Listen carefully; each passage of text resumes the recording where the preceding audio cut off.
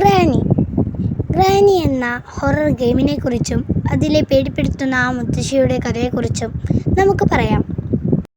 ഗ്രാനിയെയും അവരുടെ വീടിനെയും അവരുടെ കൂടെയുള്ളവരെയൊന്നും നിങ്ങൾക്കറിയില്ലേ?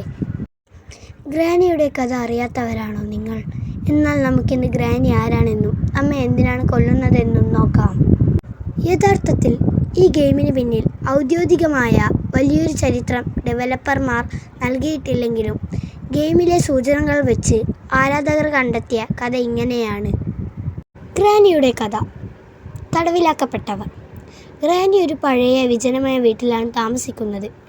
അവിടേക്കറിയാതെ എത്തുന്നവരെയോ അല്ലെങ്കിൽ വഴിതെറ്റിയെത്തുന്നവരെയോ അവർ പിടിച്ച് തടവിലാക്കുന്നു.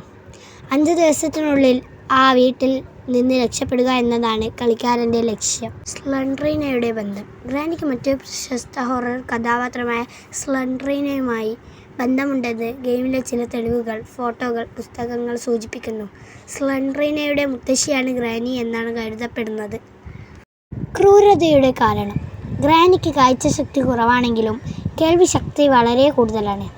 വീട്ടിൽ ചെറിയൊരു ശബ്ദമുണ്ടായാൽ പോലും അവർ ഓടിയെത്തും. തൻ്റെ വീട്ടിൽ അതിക്രമിച്ചു കയറുന്നവരോടുള്ള ദേഷ്യമാണ് ഇവരെ ഇത്ര ക്രൂരയാക്കുന്നത്.